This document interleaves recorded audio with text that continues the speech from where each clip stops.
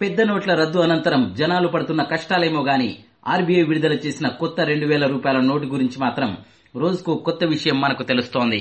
గతంలో ఈ నోట్లలో GPS chip అమర్చారని వార్తలు రాగా ఆర్బీఐ వాటికి క్లారిటీ ఇచ్చింది. అలాంటి చిప్లేవి 2000 నోట్లలో పెట్టలేదని చెప్పింది.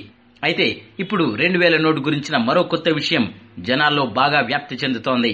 అదేమిటంటే ఈ నోట్లలో రేడియో ధార్మిక ఫాస్ఫరస్ ఐసోటోప్ పెట్టారని తెలిసింది. ఇదే వార్త ఇప్పుడు ఎక్కడ చూసినా పెద్ద ఎత్తున వినబడుతోంది. అయితే ఇంతకీ ఆ ఐసోటోప్ సంగతి ఏమిటి ఓసారి చూద్దాం. 2000 నోట్లలో P32 అనే ఓ రేడియో ధార్మిక ఐసోటోప్ పెట్టినట్టు వార్తలు వస్తున్నాయి కదా.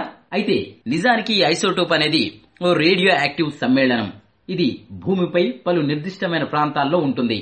దీని జీవితకాలం 14 రోజులు మాత్రమే. పలు రకాల క్యాన్సర్ కణాలను గుర్తించడంలో ఈ ఐసోటోప్ ను క్యాన్సర్ పరిశోధక యంత్రాలలో వాడుతున్నారు.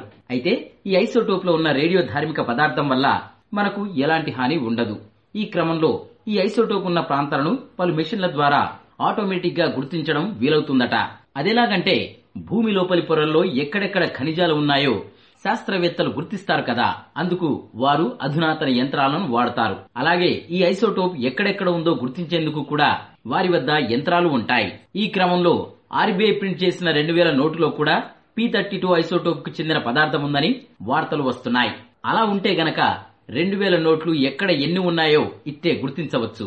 ఈ మధ్య కాలంలో ఢిల్లీ, బెంగళూరు, హైదరాబాద్ వంటి నగరాల్లో 2000 నోట్లు పెద్ద ఎత్తున దొరుకుతున్నాయి కదా. ఐటీ అధికారులు ఇట్టే దాడి చేసి మరీ ఆ నోట్లను బయటకు తీస్తున్నారు. అయితే ఇదంతా P32 ఐసోటోప్ వల్లే సాధ్యమవుతుందని, అందుకే వారు ఎక్కడ పెద్ద ఎత్తున నగదు ఉందో ఇట్టే గుర్తించగలుగుతున్నారని వార్తలు వస్తున్నాయి. అయితే దీనిపై ఆర్బీఐ కూడా స్పందించింది. అలాంటి ఐసోటోప్ ను 2000 నోటులో పెట్టలేదని చెప్పారు. అయినా ఏమో ఇది కాకపోతే ఇంకో టోప్ ఏదో ఒకటి ఉండే ఉంటుంది అని జనాలు అనుమానం వ్యక్తం చేస్తున్నారు. ఈ వీడియో మీకు నచ్చితే లైక్ చేయండి, అందరికీ షేర్ చేయండి, కానీ సబ్స్క్రైబ్ చేయడం మాత్రం మర్చిపోకండి.